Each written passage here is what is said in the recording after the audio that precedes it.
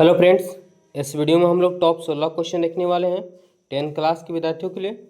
अगर इसमें से आप 10 क्वेश्चन का आंसर दे देते हैं तो आपका साइंस बहुत ही अच्छा तैयारी चल रहा है। तो चलिए फटाफट से, और इस चैनल पे हम बता दें कि मैथ साइंस, सोशल साइंस सभी का ऑब्जेक्टिव क्लियर किया जा रहा है। तो हमारे चैनल से नहीं जुड़े हैं तो जुड़ जाए, पहले वीडियो देखिए और आप 10 क्वेश्चन का जवाब देने का प्रयास कीजिए 16 में से। सवाल क्या है कि कीटों के पंख और चमगादड़ के पंख की किस तरह के अंग होते हैं? कैसे अंग होते हैं? क्या समजात अंग होता है, अवशेषीय अंग होते हैं, समृद्धि अंग होते हैं? इनमें से कोई नहीं। तो बात करें कि कीटों के जो पंख होते हैं और चमगादड़ के पंख होते हैं, दोनों का मकसद एक ही होता, उड़ना, है ना। और ये क्या होते हैं? ये समजात अंग कहलाते हैं। अगर ऑप्शन ए आप लोग बताएं तो बिल्कुल सही। जैसे ही क्वेश्चन देखें वैसे ही फटाक सा आंसर कमेंट बॉक्स में फटाक से कीजिए, फिर आंसर मिला लेंगे। गलत होगा, हम यहाँ पे सही आंसर बता रहे हैं आप लोग को। सवाल हमारे पास 42 नंबर है कि पौधों में वाष्पोत्सर्जन किस भाग में होता है? तो इसमें बहुत ही सिंपल क्वेश्चन है, फटाफट से बताइए। जड़ में, तना में, पत्ता या फूल, कहाँ होंगे? तो आप लोग देखेंगे वाष्पोत्सर्जन की जो क्रियाएं होती है वह कहाँ होती है? पत्तियों में होती है, यानी पत्ता में होता है। अगर ऑप्शन सी आप लोग बताएं तो बिल्कुल सही जवाब है आप लोग का। चलिए अगले सवाल की ओर बढ़ते हैं। अगला सवाल है, क्या देखेंगे कि निम्नलिखित में कौन एक भूमिगत जल का उदाहरण है? भूमिगत जल का उदाहरण है। तो भूमिगत यानी जमीन के अंदर जल का एक उदाहरण है। क्या नदी है, कुआं है, तालाब है या समुद्र है? क्या होगा राइट आंसर? तो देखिए यहाँ पे राइट आंसर की बात करें तो ऑप्शन की बात करें, अगर ऑप्शन आप लोग बी बताएं तो बिल्कुल सही। ये जमीन को खोद करके बनाया जाता है और यह भूमिगत जल का एक उदाहरण है। यहाँ पे बोरवेल रहता तो वही ऑप्शन हो जाता है। ठीक है, ऑप्शन की बात करें, ऑप्शन क्या हो जाएंगे? ऑप्शन यहाँ पे देखेंगे तो बी करेक्ट आंसर हो जाएंगे। चलिए अगले सवाल की ओर बढ़ते हैं। अगला सवाल देखेंगे क्या होगा। अगला सवाल है, बार बार क्वेश्चन आता है एग्जाम में कि सीएनजी का पूरा नाम क्या है? सीएनजी का पूरा नाम द्रवित पेट्रोलियम गैस है, संपीड़ित प्राकृतिक गैस है या बायोगैस है या इनमें से कोई नहीं। तो सीएनजी का जो नाम होता है, ठीक है, सीएनजी का नाम वो है संपीड़ित, क्या? संपीड़ित प्राकृतिक गैस। संपीड़ित प्राकृतिक गैस सीएनजी का पूरा नाम। ऑप्शन की बात करें, ऑप्शन यहाँ पे बी राइट आंसर। अगर बी बताएं तो बिल्कुल सही। अभी तक हमारे चैनल से नहीं जुड़े तो आप लोग जुड़ जाइए, ठीक है, क्योंकि यहाँ पे आप रेगुलर स्टार्ट होने वाला है। जीवाश्म ईंधन है, कौन कौन से जीवाश्म ईंधन होते हैं? क्या कोयला होता है, पेट्रोलियम होता है, प्राकृतिक गैस होते हैं या उपयुक्त में से सभी होंगे? तो यहाँ पे बताइए फटाफट से। बिल्कुल, अगर बात करें कि जीवाश्म ईंधन की तो लाखों वर्ष के, है ना, लाखों वर्ष के बाद पृथ्वी की निचली सतह में दबे रहने की वजह से बिना ऑक्सीजन की उपस्थिति में गल सड़ने से जो पदार्थें बनती है वह प्राकृतिक यानी जीवाश्म ईंधन कहलाता है। कोयला, पेट्रोलियम, प्राकृतिक गैस सभी से उदाहरण है, यानी ऑप्शन यहाँ पे डी राइट आंसर हो जाएगा। डी बताएं बिल्कुल सही। अगला सवाल क्या हमारे पास देखेंगे, सवाल दिया है कि पृथ्वी को निम्न स्रोतों से सूर्य द्वारा कौन सी मुख्य ऊर्जा प्राप्त होती है? तो सूर्य के द्वारा कौन सी ऊर्जा प्राप्त होती है पृथ्वी को? बताइए फटाफट से। क्या प्रकाश ऊर्जा होता है, उष्मा ऊर्जा होता है और भी दोनों होता है? इनमें से कोई नहीं। क्या होंगे राइट आंसर? तो देखिए सूर्य से अगर बात करें तो सूर्य से उष्मा भी यानी गर्मी भी प्राप्त होती है और प्रकाश ऊर्जा प्राप्त होती है, इसलिए ऑप्शन की बात करें, ऑप्शन यहाँ पे सी राइट आंसर। अगर सी बताएं आप लोग तो बिल्कुल सही। चलिए अगले सवाल की ओर चलते हैं। सवाल नंबर हमारे पास 47 है। किसी धारावाही परिनालिका के भीतर सभी बिंदुओं पर चुंबकीय क्षेत्र का मान होगा। परिनालिका आप लोग देखे होंगे, किसी धातु को खोखले सतह, है ना, के ऊपर जो है तार लपेट दिया जाता है, परिनालिका कहलाता है। देखिए क्या दिया हुआ है कि किसी धारावाही परिनालिका के भीतर सभी बिंदुओं पर चुंबकीय क्षेत्र का मान क्या होता है? समान होता है, असमान होता है, कोई निश्चित नहीं, इनमें से कोई नहीं। क्या होगा राइट आंसर? तो देखिए सभी बिंदुओं पर चुंबकीय क्षेत्र के जो धारावाही परिनालिका के भीतर किसी भी बिंदु पर चुंबकीय क्षेत्र का जो मान होता है वो सब समान होता है, इसलिए ऑप्शन यहाँ पे ए राइट आंसर हो जाएंगे। चलते हैं अगले सवाल की ओर। क्या है कि फ्राइडे ने बहुत से क्रांतिकारी खोज की, जिसमें यानी ऐसा कौन सा चीज खोज दिया था फ्राइडे द्वारा जो क्रांति ला दिया गया समाज में? चुंबक, है ना, विद्युत चुम्बकीय प्रेरण, विद्युत अपघटन के नियम, ए और बी दोनों, इनमें से कोई नहीं। क्या होगा राइट आंसर? तो देखिए 90-80% चांस बताएं कि ए और बी अगर दोनों दिए हुए हैं या इनमें से सभी, तो 80% चांस बनता है कि ऑप्शन वही हो, लेकिन 100% हम नहीं बोल सकते हैं। ठीक है, याद रखेंगे विद्युत चुम्बकीय प्रेरण का खोज किया गया और विद्युत अपघटन के नियम खोज किए जो क्रांति ला दिया।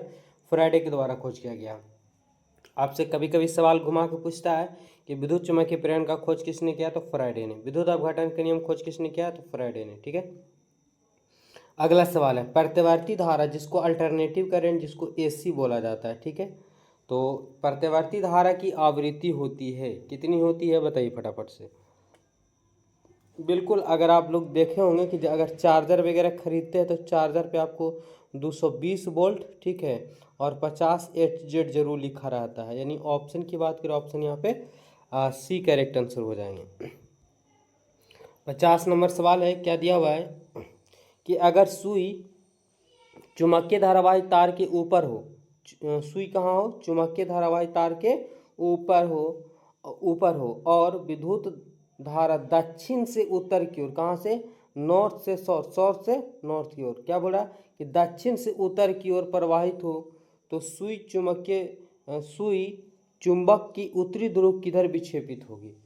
बेहद ही खास क्वेश्चन है कि अगर धारावाही तार के ऊपर हो, सुई हो और धारा कहाँ से प्रवाहित होता हो, तो साउथ से लेकर के नॉर्थ की ओर प्रवाहित हो रही हो, तो चुंबकीय सुई किधर विक्षेपित होगा, दक्षिण की ओर, पूरब की ओर, पश्चिम की ओर, इनमें से कोई नहीं। 50 नंबर सवाल याद रखें, यह जो है पूरब की ओर विक्षेपित हो जाएगा, किधर, पूरब की ओर विक्षेपित हो जाएगा। ऑप्शन की बात करें, ऑप्शन यहाँ पे बी राइट आंसर हो जाएंगे।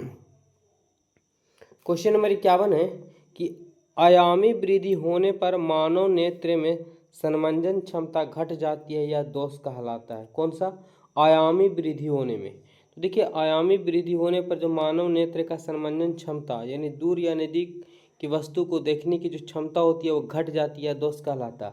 अबिंदुकता, दृढ़ दृष्टि दोष, लघु दृष्टि दोष या जरा दृष्टि दोष क्या कहलाता है। तो देखिए, ये जो कहलाता है कि आयामी वृद्धि होने पर, है ना, आयामी वृद्धि होने पर यानी बुढ़ावस्था में होने पर ये जो दोष हो जाता है वह जरा दृष्टा दोष कहलाता है।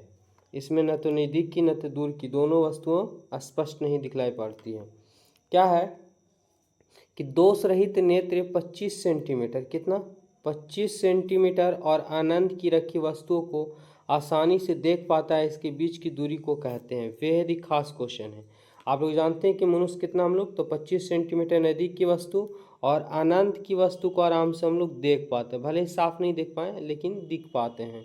तो इसकी दूरी को क्या कहते हैं, दृष्टि परिसार, आनंद बिंदु परिसार या निकट बिंदु प्रस्थ, इनमें से कोई नहीं। 52 नंबर सवाल का आंसर। तो देखिए, इसकी राइट आंसर की बात करें कि नज़दीक के तो सबको देख पाते हैं लेकिन आनंद की वस्तु को जो देख पाते हैं क्या कहलाता है, दृष्टि परिसर, यानी कितना से कितना रेंज तक की ये देख पाता है। ऑप्शन की बात करें, ऑप्शन यहाँ पे ए राइट आंसर है। और स्वस्थ मनुष्य जो है, स्वस्थ मनुष्य का आँख 25 सेंटीमीटर नज़दीक और दूर अनंत की वस्तु को देख पाता है। अगला सवाल है, बेहद ही खास क्वेश्चन है, आप लोग फटाफट से कमेंट करते रहिए, चैनल को सब्सक्राइब करिए अभी तक नहीं किए तो। मृत्यु के बाद कितने घंटे के अंदर नेत्र निकाल लेना चाहिए। देखिए, पोस्टमार्टम वगैरह होता है तो व्यक्ति की अगर मौत जल्दी हुई है और जल्दी वो पोस्टमार्टम के लिए पहुंच जाता है तो व्यक्ति की आँख भी निकाल लिया जाता है। ऐसे तो अधिकतर पार्ट्स जो है पोस्टमार्टम में निकाल लिए ही जाते हैं अगर स्वस्थ रहते हैं तो। यहाँ पे राइट आंसर की बात करें तो देखिए, मृत्यु के 4 से 6 घंटे के भीतर अगर व्यक्ति की आँख निकाल ली जाती है तो वो आँख जो है वो जीवित पाया जाता है और उन्हें दूसरे व्यक्तियों में वो लगाया जा सकता है। ठीक है, ऑप्शन की बात करें, ऑप्शन बी यहाँ पर राइट आंसर है, 4 से 6 घंटे के भीतर होना चाहिए सर। अगला सवाल, प्रिज्म में से होकर गुजरने वाला श्वेत प्रकाश को एक पर्दे पर लिया जाए तो रंगों का बैंड क्या कहलाता है। Very very important question. क्या सवाल है कि जब एक प्रिज्म में से होकर के श्वेत प्रकाश गुजारा जाता है तो आप लोग पढ़े होंगे कि 7 रंगों की एक पट्टी बनती है। तो इससे एक पर्दे पर उतार लिया जाए तो इस बैंड का नाम क्या होगा, स्पेक्ट्रम, वर्ण विन्यास, विबजियोर या वर्णक्रम, क्या होगा राइट आंसर 54 का। तो देखिए, 54 का राइट आंसर की बात करें, इसे क्या कहा जाएगा, तो स्पेक्ट्रम कहा जाता है। इस बैंड को क्या कहा जाता है, तो स्पेक्ट्रम कहा जाता है।